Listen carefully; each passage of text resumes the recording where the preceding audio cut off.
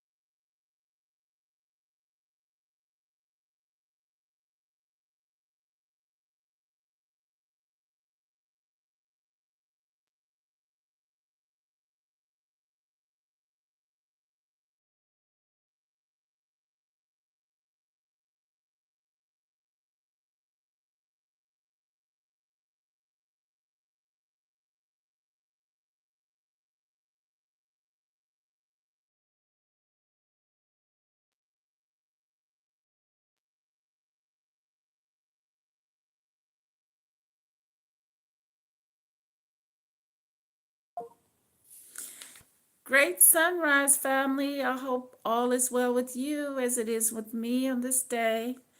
Trying to work out some kinks on this video, so please bear with me. Trying to work out some kinks. Let's see what's going on here. Where's my video? Where's my video? I think it's already live.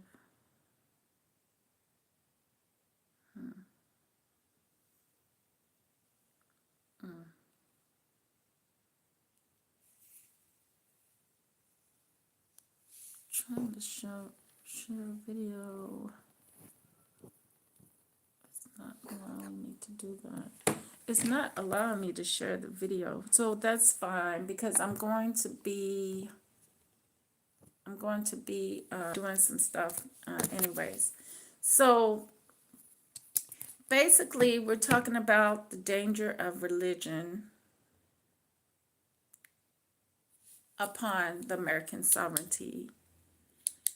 And why the founding fathers saw fit to separate church from state, state from, church and state. Keep those things separately because religion is man-made. And as we know, it is used as a manipulative tool, and it's always been used as a manipulative tool throughout the ages. It hasn't stopped being used as a manipulative tool up to this day. As long as people don't seek out knowledge for self and just continue to think that their God is going to be found through a man or a woman and not somehow through self, we're going to continue to have this capability of manipulating people because everybody's seeking spirituality. When spirituality is something you must seek, yes, but with discernment, and not only with discernment, but with much wisdom and knowledge, which means you have to know this Bible in and out. If you ever touch a Bible, I'm not saying those who, don't feel like they have any interest in dealing with the Bible. I'm talking about those Christians who call themselves Christians, but they don't understand the Bible, which is a simple thing to understand. You just have to read it, and without anyone's interpretation of it. and then it will come to you quite clearly, the understanding. And then again, you have to be careful because it does have a strong delusion in it. And that comes from, being passed down to us as as a reality, as something we are to live by. Um, I guess in other words, we are to live by the words, but we are to also understand what the whole thing about the Bible is about. That way, we cannot be easily fooled, easily conned, and easily manipulated into a dangerous situation, such as occults or people, because it always ends up, if anything always ends up in death, then it's never ever been anything truthful about it. And that's something we have to understand about religion. Many religions have this ideology of ending, when the Bible clearly says life is supposed to be, it's eternal. If you seek eternal life, not ending the life that you've been given, that you've been chosen to have on this earth. Like I said before, God is life. God is not death. God is life.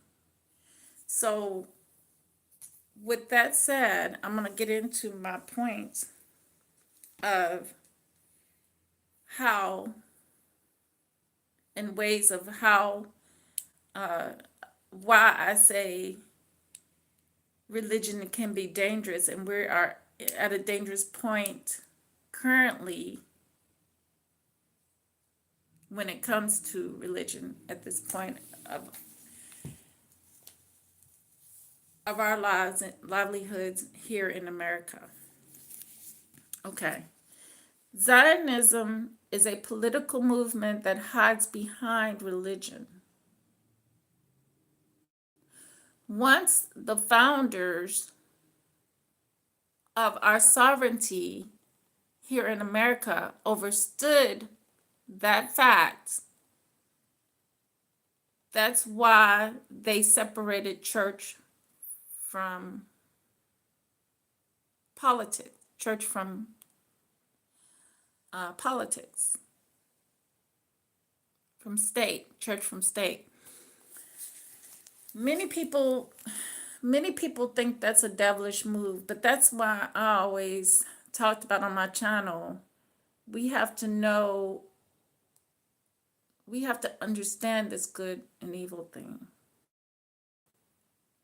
because even utilizing that we have a enemy in itself is manipulative.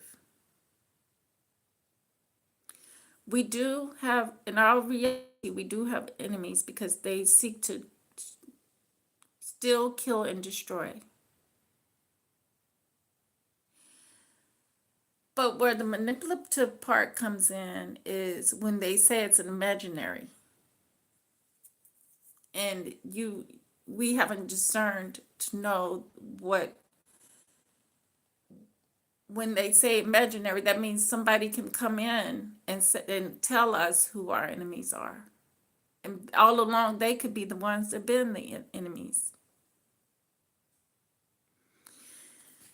So right now, we are at that state where we've been told that the Democrats, and the Democrats been told that it's the Republicans, or they've been told it's Donald Trump. See, they've caused some mass confusion, and a lot of Zionists are currently in our government right now. And the mass confusion they have caused, they have blinded Donald Trump's eyes, right? And this is why religion has no place amongst our top, which is our president, nowhere near our president. Um, Christians really push for the Christians in America. The reason why this is extremely dangerous is because the Zionists have been able to tap into the minds of Americans, and many of these Zionists are Americans. Um, God comes first. God comes first for the whole America. But religion has nothing to do with God because God was before religion and man made religion. Just a reminder again. So basically, religion has snuck into the White House.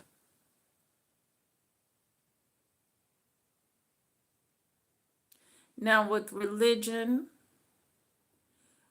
we have people like Muslims and people who are Zionists that call themselves Jews, um, utilizing these religions to bring about policies contrary to what the American people as a whole would want. That's the number one. But how they are doing it is they play both sides. They play the Democrats against the Republicans and the Republicans against the Democrats. And not only that, they're not only doing that, they're playing against the American people as well in many, many ways because they're using economics, the economical knowledge that they have to pay Americans. They put, they have so much control. They have so much control. For, first of all, it's what I want you to understand this. They are able to freely spy on our government, and our government has no clue. This is why enlightenment is a big thing. We don't have the Washingtons of the day. We don't have, certain things just wasn't kept. Illumination, secret society. I don't understand that. I don't understand what that is in modern day time.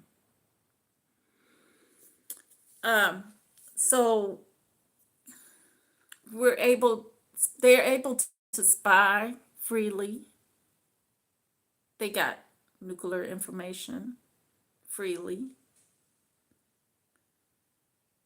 They control economics freely. They control media freely. Our educational control freely. You might, that is the deep state. That's the deep state we all would love for Trump to defeat.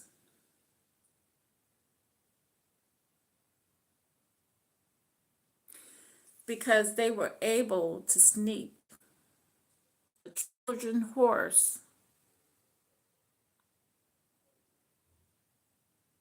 by us.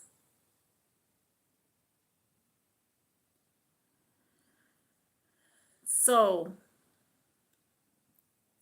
I wanted to share some information with you guys. I'm gonna let them tell it in the best way that I felt like they could tell it about the Zionism. Where was it born from? So I'm gonna let you listen to it up to where I was listening to it up to. Okay. It's important to remember that Zionism is a European movement. It's European ethnic nationalism of Poland, Lithuania that is transferred to Palestine. Very often it's exclusionary nationalism because you can have inclusive nationalism, like in France, you become citoyen, and that's enough. But there is also the ethnic nationalism, which today is very much in evidence in many countries, in Poland, in Ukraine, in Latvia, Estonia, and so on. So this was transferred into Palestine, and that became the ideological basis of Zionism.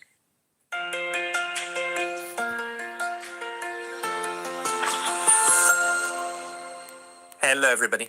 This is Pascal from Neutrality Studies, and today I'm talking to Dr. Yakov Rabkin, a professor emeritus of history at the University of Montreal. His publications include over 300 articles and several monographs and edited volumes. His newest work is a short but highly fascinating account about Israel in Palestine, Jewish rejection of Zionism. This fascinating work is what we want to discuss today. So, Professor Rabkin, welcome. Thank you. Welcome to the mistletoe. Thanks so much. Have a great holiday. Every charming little town has a dark under. This fascinating work is what we want to discuss today. So, Professor Rabkin, welcome. Thank you. Thanks very much for taking the time, because you've written this fantastic book, which I really think is very illuminating. And maybe let's start with this very important distinction, conceptual distinction between what is Zionism, what is Judaism, and what is Israel as a concept, the modern Israel and the ancient Israel of the Bible. Can you maybe talk about this? Right. Well, Judaism is a religion. It's a religion that was centered on the temple in Jerusalem. Then, about 2,000 years ago, that religion became, so to speak, portable, as Jews around the Mediterranean first and later around the world, practice a religion that is based on the books, essentially. Till the mid-19th century, 20th century, Judaism was considered one of the three monotheistic religions: Judaism, Christianity, and Islam. And just like in Islam, there is a community of the faithful, so Ummah. That's how the term Am Israel, or the people of Israel, was conceived. People who are loyal to the Torah, to the message, a divine message given on Mount Sinai, and those who practice this. So, in fact, Jews, one could become a Jew by converting to Judaism, and still can't do that. And Israel traditionally is meant as a group of people faithful to those commandments in Torah. Now, when the State of Israel was created in 1948, the word Israel became associated in many minds, and most, I think, with the modern state, which is a very different thing. Now, how did this happen? This happened thanks to Zionism. Zionism is a political movement. It became Jewish at the end of the 19th century.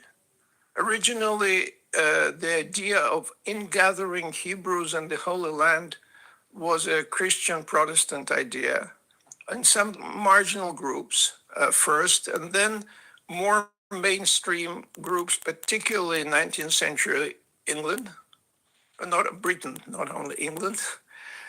And this is how eventually, by the end of the 19th century, some Jews, mostly Jews who were alienated from religion, who were sort of acculturated to the European civilization, decided that they would have a state for the Jews in Palestine. We can talk about later how this happened. So Zionism is a political movement. Some Jews enthusiastically embraced it. When Zionism emerged, the vast majority of Jews rejected it. And I mean, it's fascinating that you're saying that Zionism originated actually with Protestant Christians. So do we actually find writings of people like Protestant Christians who say, like, we need to gather the Jews in Palestine? I mean, it's very necessary. And why would that be? So why this is it not even an original Jewish idea actually to do that?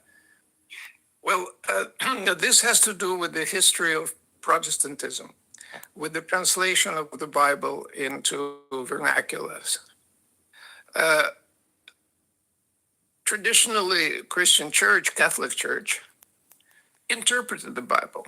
It didn't really encourage reading the Bible, but it encouraged interpretations of the Bible. The Jewish idea of relationship let me with comment the on Holy that. Land. So this Bible is an ancient book, before it was in book form, it was ancient writings. The European seeking had gotten a hold of the ancient writings and translated it, was able to translate it. And, you know, I think it's extraordinary in the way that it was translated, just as it's extraordinary it is in its ancient meaning. That's why it's clearly see that Israel is nothing more than the ancient Egyptian mythology turned and translated into the Greek mythology. Isis, Ra, and El.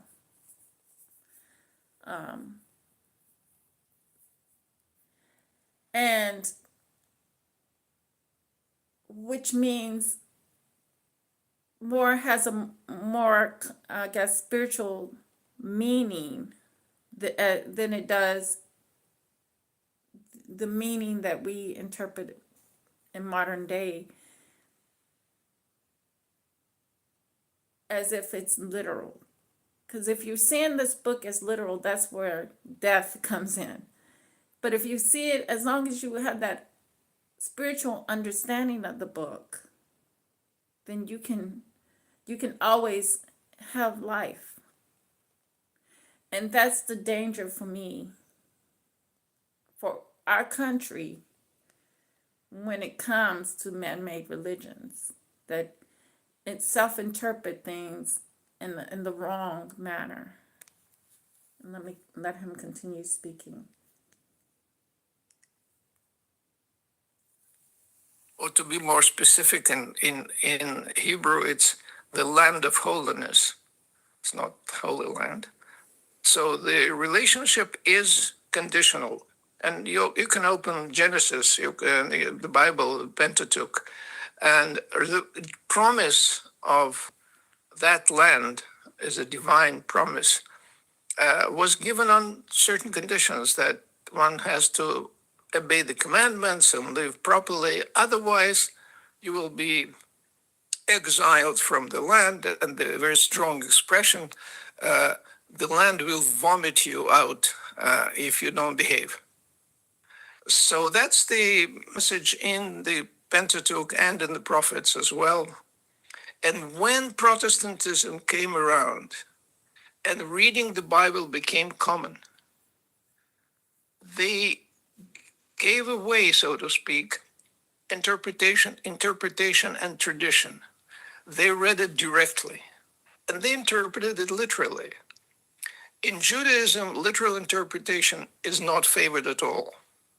And very often, I can give you one example of, you may have heard that Jews are not supposed to mix dairy and meat products in the same meal. Now, where does it come from? It comes from one biblical verse that says, do not cook a kid in the milk of its mother. Just one kid and its mother. And it was expanded into the whole idea of dairy and meat. So just to give you one example of how things are interpreted and become part of the tradition. The Protestants read biblical prophecies of return to Holy Land. And some of them developed the idea that by gathering the Hebrews into the Holy Land, you can speed the second coming of Christ. And that is really the motivation. Today, that is also a danger because that is a very strong delusion because they're coming from a literal concept of the Bible, which doesn't really exist. Man has to make it. So the coming of the Christ or God would be the end of humanity.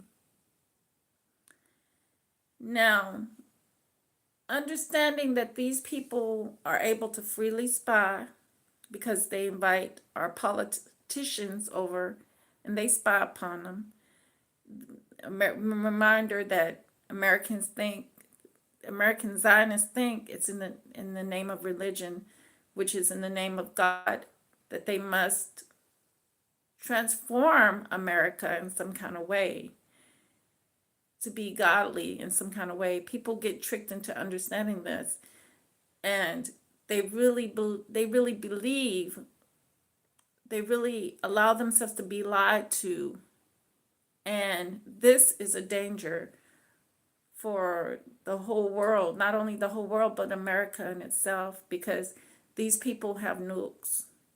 These people have been allowed to have so much control over everything about America, where they can spread the propaganda, they can spread the lies. As we know, Trump just caught Bibi Netanyahu in a lie yesterday when it came to Palestinians being shot and killed. He used the fact that his IDF,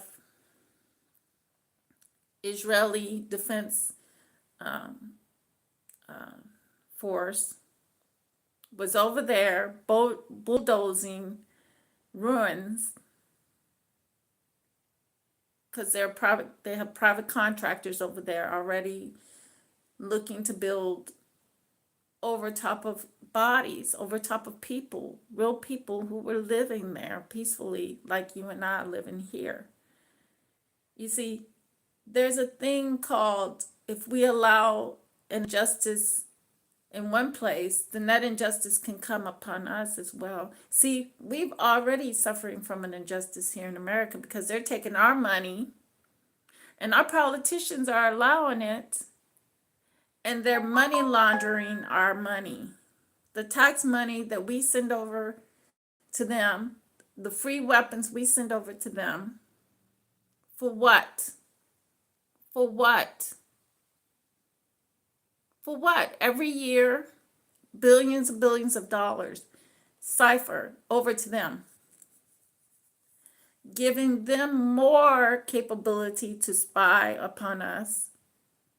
And we already know they have internal spies in this country. Control our economics, manipulating our people into standing out and doing protests, controlling how we see our world through our media, controlling our world, our knowledge, our education. And then when people want to speak out against it, like me, they call you anti-Semitic. That's another way of controlling your free speech. If our government don't do it, it's up to the people, you and I, to do it, to protect and to get out the word that we are in a serious condition, a very dangerous condition when it comes to religion. And that's why our founders always say separation of state and church is critical. No matter how much you want God in the schools, you first have to understand what is God. We first got to understand these things in conjunction with life and death. They controlled so much. Let me tell you this.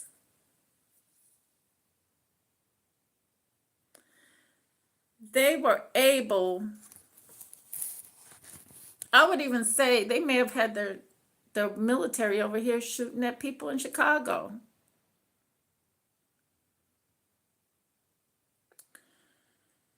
How do you think Trump is able to go in when he has a whole, his whole administration, half of them are Zionists.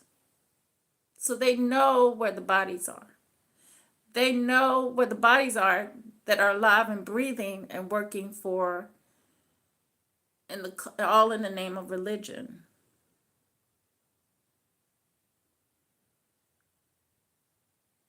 So they're able to go in and ceasefire these blue cities because they work both ways. Let me show you how they work both ways. They can either be the problem for the Democrats, so the Democrats can always be trying to fake a solution for the problem, but knowing that in their minds they're laundering money, they're getting paid money to keep us in a problem, and then they're allowing Trump, President Donald Trump, they're allowing him to be the solution in this case. See, that's how they play both sides. So he's able to go into these states and cities and clean up things like that because the Zionists already know. So they allow, you see how they're playing? You see the game they're playing on American people.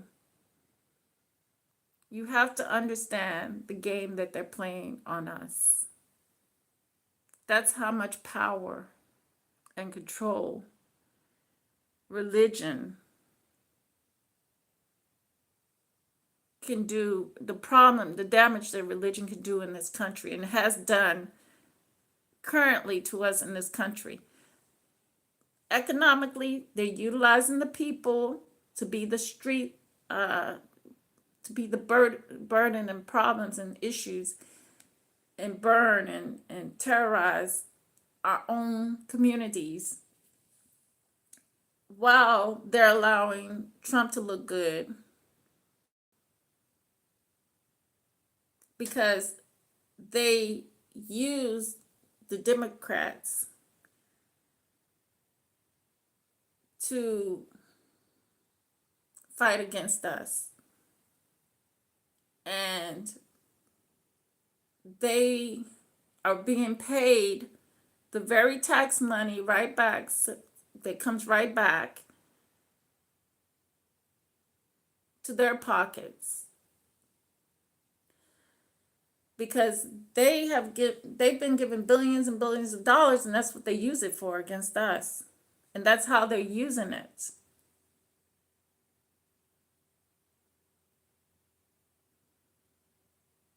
And Christians are going to keep thinking that that's the Holy Land. In their mind, see, Bibi Netanyahu, the British, they're not caring about the religion part of it. They're the Zionists. They're focused on the politics of it. While you think it's politics and religion, and you want to move it into the White House because you feel like that is going to make your life better somehow, that's going to make this country better somehow, when their Trojan horse that they put into our country is about to, it possibly could destroy America.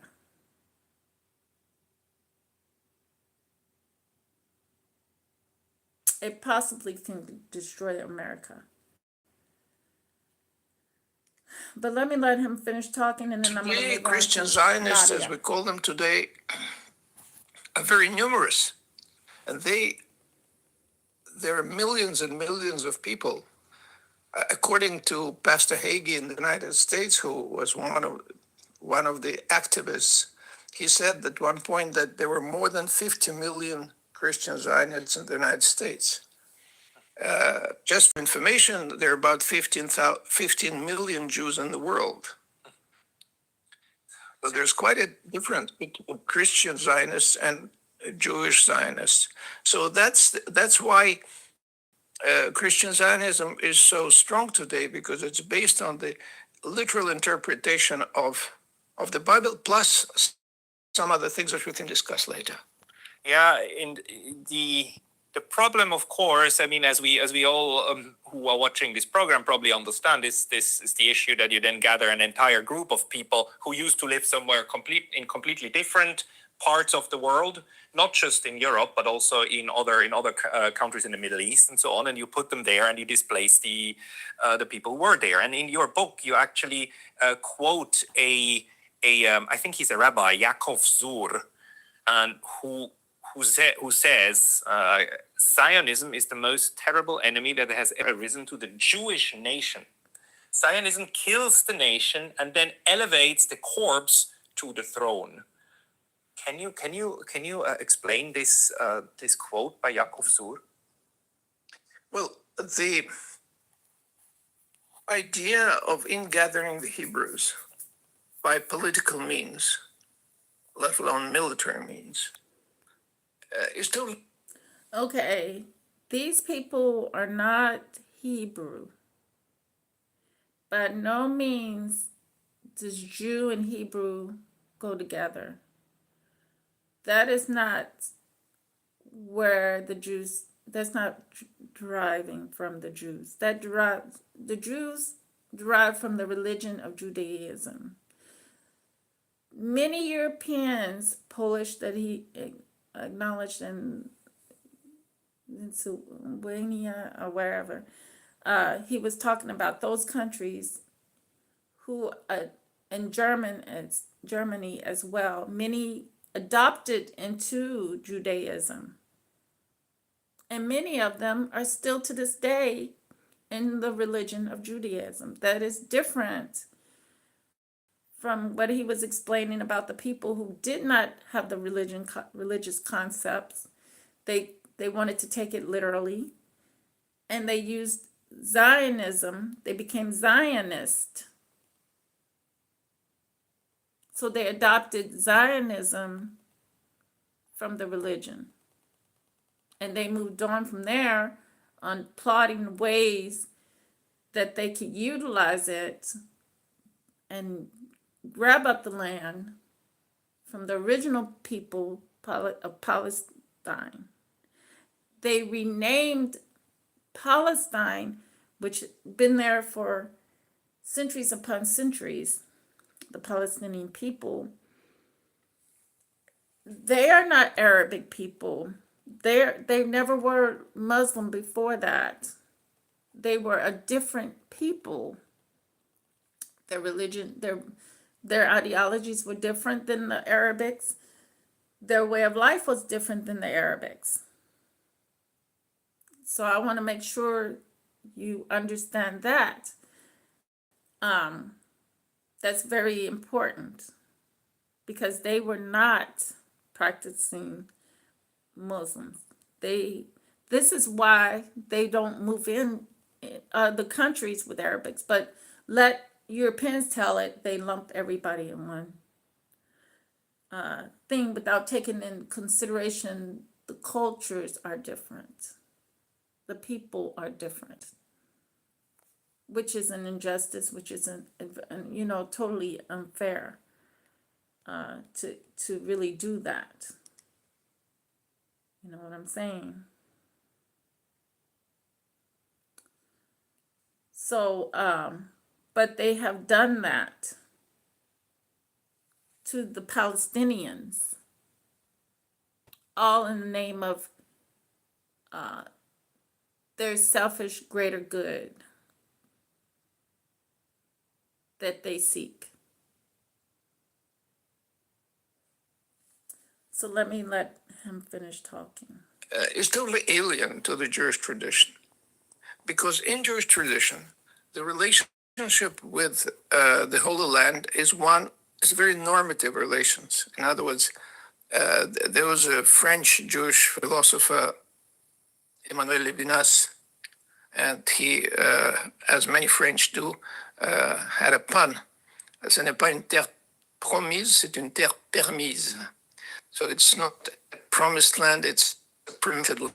When the French, it sounds better. And indeed, it's a permitted land, so it's under certain conditions. To prevent the temptation of returning by political or military means, the Talmud, which is the normative code of discussions redacted between, say, 5th and 6th centuries, Talmud says, actually lists 3 oaths which prevent Jews, or should prevent them, to return to the Holy Land before the coming of Messiah and all that. So when Zionism emerged, I repeat, among people who were very far from the Jewish tradition, most Jews rejected it. And they rejected it for 3 reasons. One was theological, if you like, that one is not supposed to do it according to normative Jewish texts, and moreover, converting a nation or a group that is defined by a loyalty to divine commandments into a regular nationality was something that obviously religious Jews didn't appreciate. So that's why the quote you gave, that's an enemy of the Jewish nation, so to speak. Again, the word nation is problematic here because we understand it in modern sense, but it's a biblical term, so which meant something very different. Again, it's a community of the faithful. Second reason for rejecting Zionism among Jews was that many Jews in the 19th century in Europe, and we are talking about a European phenomenon. Zionism is an entirely European phenomenon.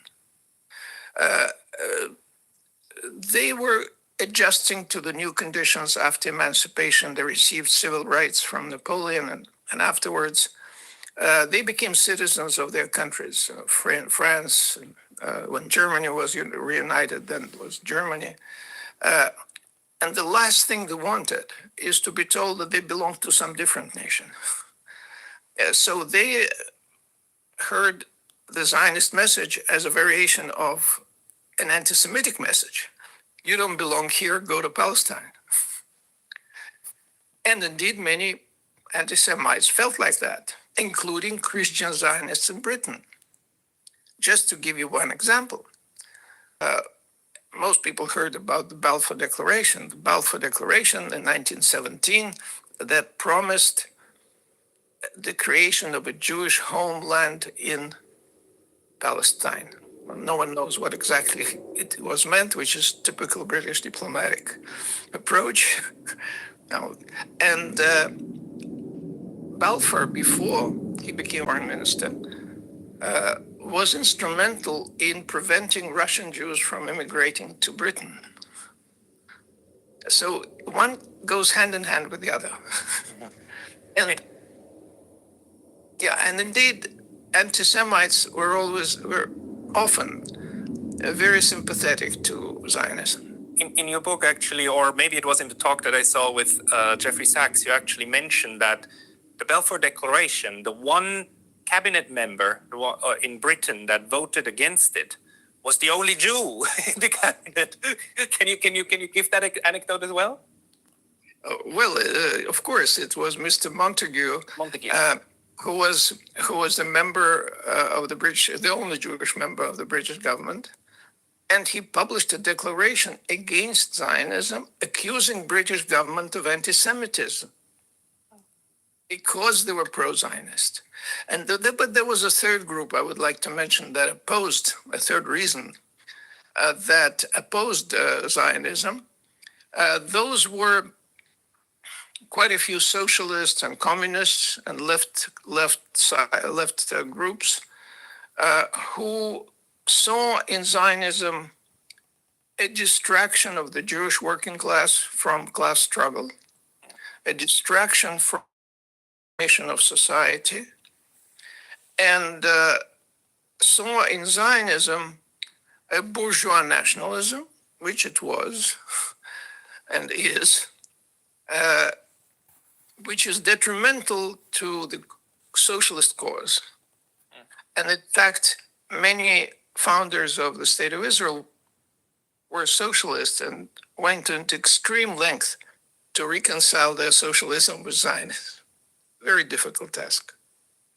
Yeah, when you try to square a circle or fold yourself into a pretzel, but let me.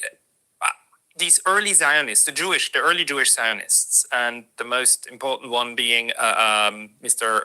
Herzl, right?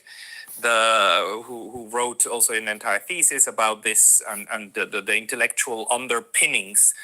How did they reconcile Zionism with Judaism? Did they, from the beginning, say basically this has little to do with religion, this is just what we need as a national group, period? Nationwide is so much more than a great insurance company. They're one of America's largest financial services companies. Like how I'm more than just Peyton Manning. I'm also motivating Manning. When I say insurance, you say financial services. Insurance. Financial services. Insurance. Financial services. Now when I say nationwide, you say is both. Nationwide. Is both. Nationwide. Is both. For your insurance and financial needs, Nationwide is on your side. Nationwide Investment Services Corporation, member FINRA, Columbus, Ohio. Well, you mentioned Theodor Herzl, who was a very successful Austrian journalist and playwright of Jewish Hungarian origin. He was born in Budapest. And he was very concerned about the oppression of Jews in Russia and Russian Empire, where emancipation didn't exist, and Jews were confined to a certain pale of settlement, which today corresponds to the western, to the western part of the former Russian Empire, which is today Estonia, Latvia, Lithuania, Poland, Ukraine, Moldova, Belarus. So these are the Ukraine. areas where Jews were concentrated, and they didn't have equal rights.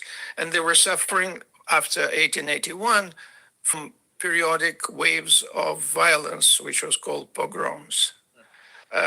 So that was one concern. But more importantly for Theodor Herzl, there was a concern of people like him, who were successful intellectuals, successful maybe doctors and everyone, but they suffered from anti-Semitism because anti-Semites resented their social mobility. They resented it. And Herzl wanted to get rid of this. How do you get rid? His first idea, before he embraced Zionism, was to convert all the Jews of Vienna into Catholicism. Well, I think the Archbishop didn't quite appreciate the idea, nor did the Jews. So his second idea was Zionism. And just to mention how strong the opposition was, you've heard that the first Zionist Congress in 1897 was held at that time in still a relatively small town of Basel in Switzerland. Now, why Basel? There were much more important centers of Jewish population. And indeed, the Zionist Congress was supposed to take place in Munich, Germany. But German Jewish organizations petitioned the government to forbid the holding of a Zionist Congress. And it was moved to Basel. You saw it as a threat. Switzerland, as you know, is a very tolerant place. For better or worse, and worse. But you then also write about the role of violence in Zionism, and that this is also part of, this rejection of Judaism, which is a very peaceful religion, actually. At least the way I read it. But okay, there is a lot of violence especially in the Old Testament. But if I look at the way that the Jews in Europe, they They were never, at least I don't know of large violent events in Europe. I only know of the Jews being on the receiving end of extreme violence. Pogroms were not unique to Russia. They have been done by the Roman Empire of the German nation and so on, all throughout these ages. Why is it then that starting from the 1880s, you start seeing Zionist violence toward people living in Palestine at the time? Well, you're totally right that violence was abhorred by the Jewish tradition. Whether it was a virtue or a necessity is something else, because Jews didn't have political power. When you don't have political power, you don't exercise violence, or collective violence at least. And there were Jewish scholars and rabbis who raised this question: are we peaceful because we don't have an opportunity to be violent, or just we are peaceful by principle? And one of them is Yehuda Levi in the medieval Spain, who wrote a book, Kuzari, which is translated into various languages. And you could see the dialogue which raises this issue. Now, talking about violence, Zionist violence, here we're talking about that. There are two reasons. One is the logic of colonial settlement. And in every colonial settlement in the world, where an alien group comes into a land which is already populated by someone else, there is friction. Sometimes it becomes violence. Most times it becomes violence. And therefore, there was a logic to that development, which has nothing to do with Judaism or Jewish tradition. It's just the same thing happened all over the world where Europeans tried to colonize different countries. Hit pause on whatever you're listening to and hit play on your next adventure. This fall, get double points on every qualified stay. Life's a trip. Make the most of it at Best Western. Visit bestwestern.com for complete terms and conditions. Second reason is that, as I mentioned, many of the young Zionist settlers who went to Palestine, and I must mention that there were less than 1% of all those who emigrated from the Russian Empire went to Palestine. So a very small group of people, but very active, very articulate group, a very devoted group of people. And they embraced violence also because they had the experience of underground revolutionary work in the Russian Empire. Many of them were active in Socialist Revolutionist Party in the first Russian Revolution of 1905. So they knew how to fight a regime. They knew how to fight enemies. And there were also self-defense groups during pogroms in the early 20th century. So they went to Palestine already with this experience. And also, very importantly, with the experience of political terrorism, because those revolutionary underground movements practiced political terrorism. They are the ones who killed the emperor. That's why I come to the conclusion that Israel is the most dangerous country full of terrorists on the planet to the American, to our country of America. Very, very dangerous right now for our country.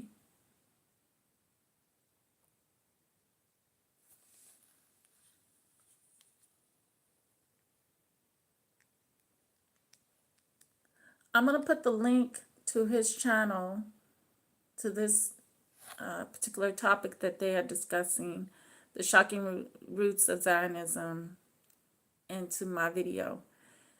And I'm going to move on to what Nadia, and I'm also going to put a link for her video as well, what Nadia has to teach us. Hey guys, honest question here. How hard do you think it would be to manipulate you? Seriously, on a scale from 1 to 10. How easy would it be? 1, 3, 12. Speaking for myself, it's not that hard if I'm distracted or if I don't listen to my gut. And maybe you can relate. But manipulation is a lot easier to detect when you know what to look for. So, how are you manipulated? First, your fear is activated. Either fear for your life, fear for your livelihood, fear of being singled to the crowd, or being criticized as a, quote, bad person. These fears are deeply embedded in our primal brain, the oldest part, which reacts subconsciously to ensure we survive. Thousands of years ago, being banished by our group meant that we wouldn't make it. And these fears can be easily triggered if you don't understand how your brain works. Now, some people are aware and they question their fear before reacting. They know that being criticized or mocked for thinking for themselves instead of just following the crowd doesn't mean that they're wrong.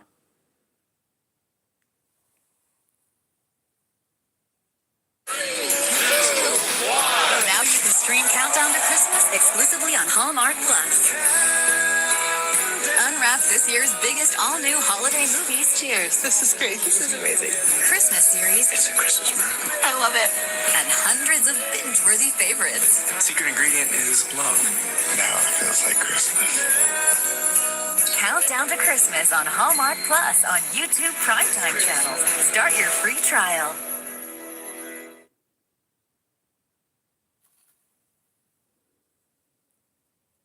Watch me buy XRP in 14 seconds on Kraken.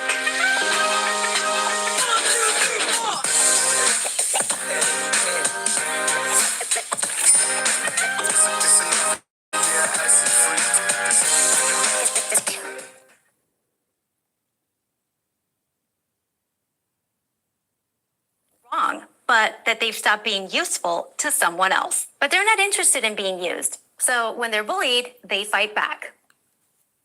That's where we're at. We think for ourselves.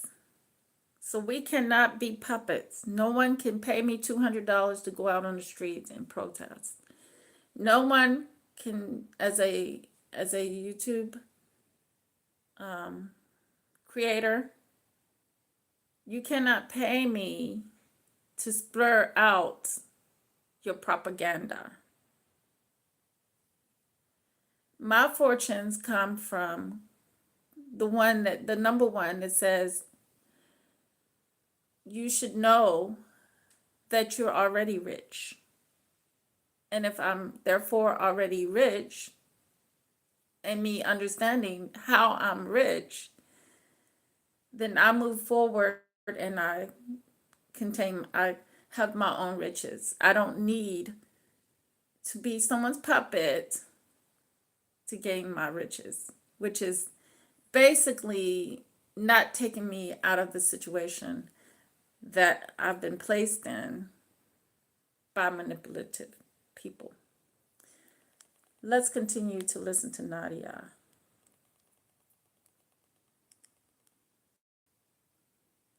But they're not interested in being used. So when they're bullied, they fight back. But then there are people who are, let's say, less aware, and they bend to fear. So they cower and keep their heads down. Now, to assess which group you fall into, manipulators test you. A threat is made and your reaction is clocked. If you fold, you're then bombarded with lies. And not only do you believe these lies, you repeat them. Why? Because they give you a safe place to hide your shame. Once they've given you an excuse for your behavior or your lack of it, you cling to your manipulators.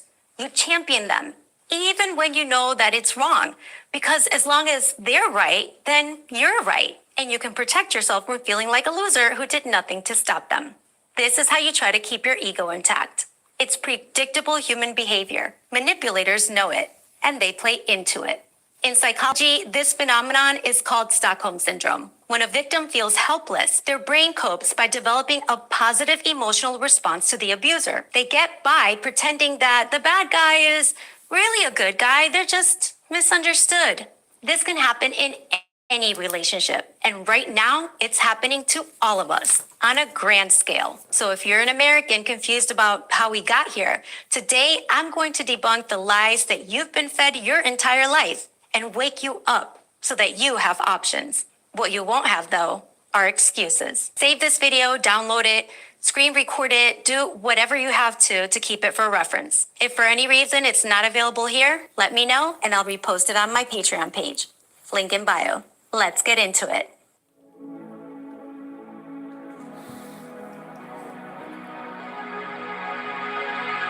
Lie number 1. Israel is the only Jewish state in the world.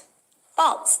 Israel is the second. The Jewish Autonomous Oblast is the first. Founded in 1934, it predates Israel and is located in Russia's Far Eastern Federal District. At 14,000 square miles, it's 75% bigger than Israel. And bordered by China, North Korea, and Russia, relocating there would prevent the endless problems that the world currently faces because of Israeli expansionism. Honestly, it would be better for everyone if they did. Lie number 2. Jews had nowhere to flee during Nazi Germany. False. The Havara Agreement reached in 1933 between Nazi Germany and Zionist organizations, primarily the Jewish Agency for Palestine, allowed German Jews to migrate to Palestine by transferring their assets to Germany, then reclaiming them in form of German exported goods. This allowed Jews to keep some of their wealth, and the Zionist movement to increase Jewish immigration to Palestine, which is what they wanted. Over 60,000 German Jews immigrated to Palestine under this agreement between 1933 and 1939. Lie number 3. Palestinians never wanted Jews in Palestine.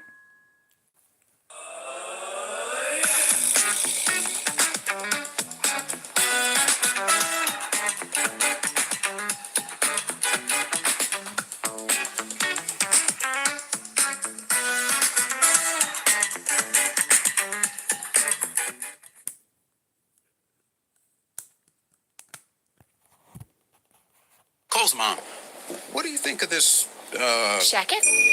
shacket? Half shirt, half jacket. Best of both. Like brunch or spork or... A centaur. A man caught between two worlds. Oh, I got chills.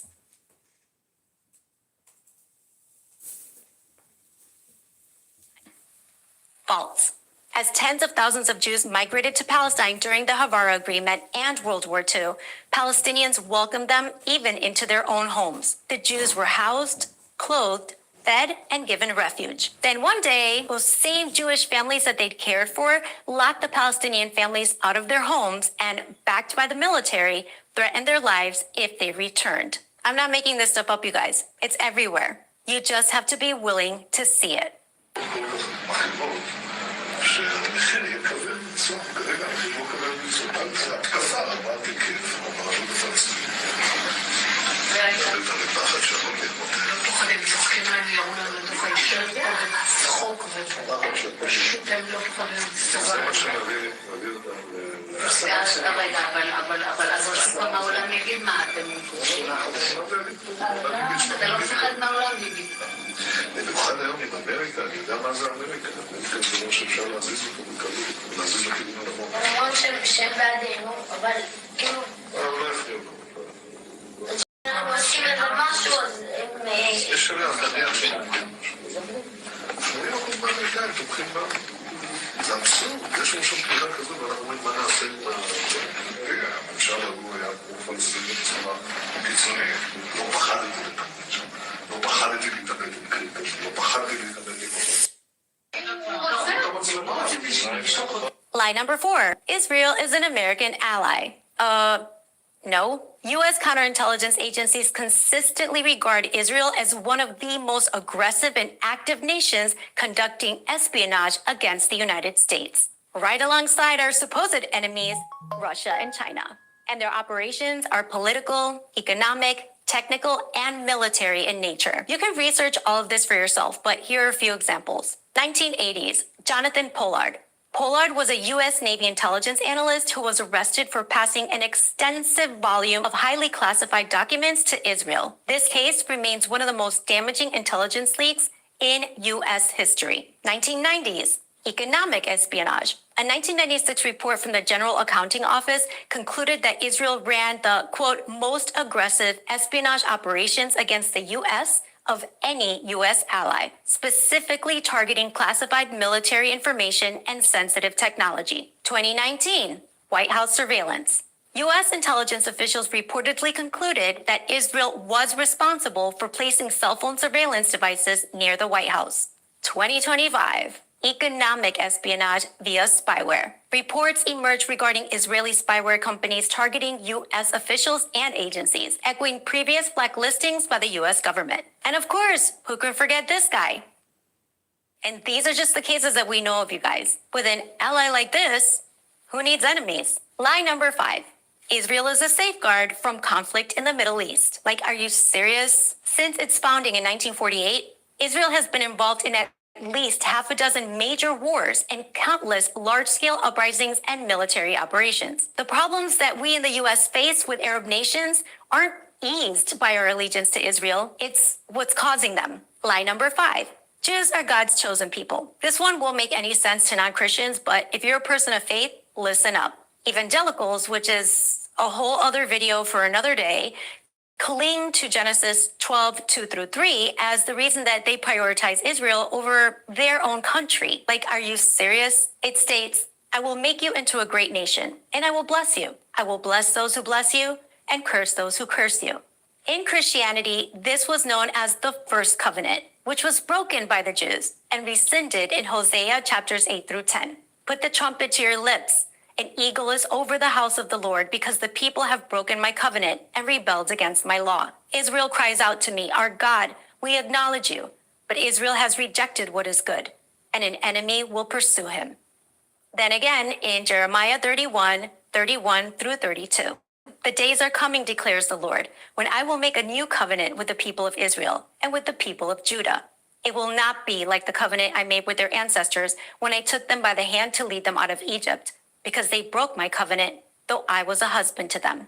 So every Christian knows that Christ came here for all of us, and the only chosen people are the people who choose him. In Matthew 26:28, and when he had taken a cup and given thanks, he gave it to them, saying, drink from it, all of you, for this is my blood of the covenant, which is poured out for many for the forgiveness of sins.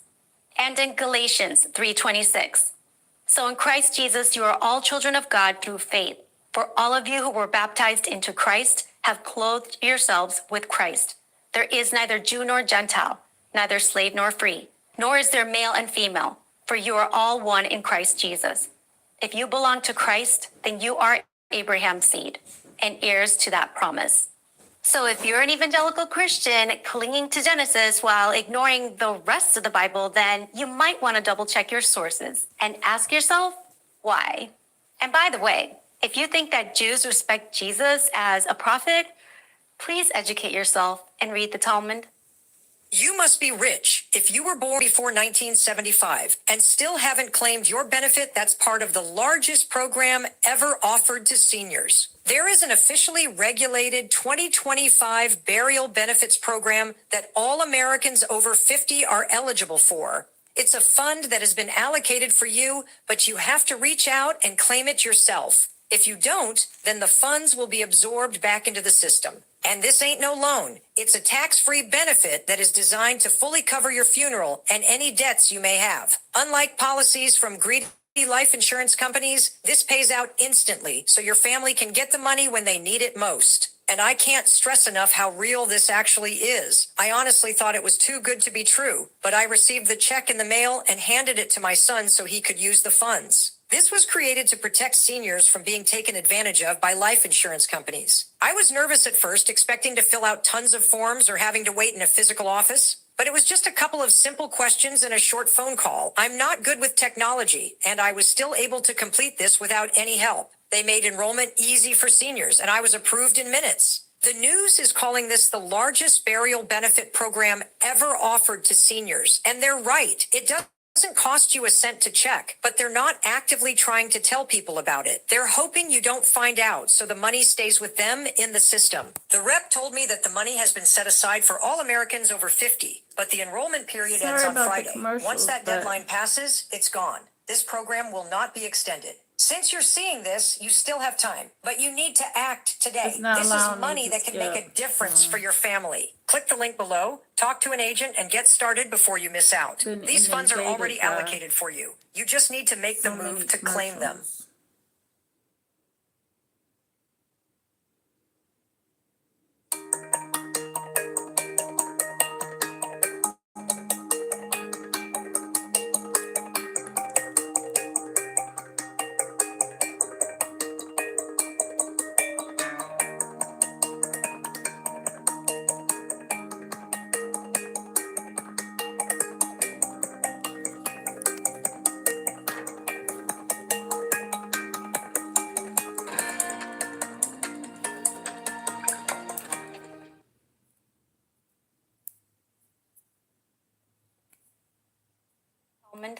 Lie number 7, Israel is a democracy.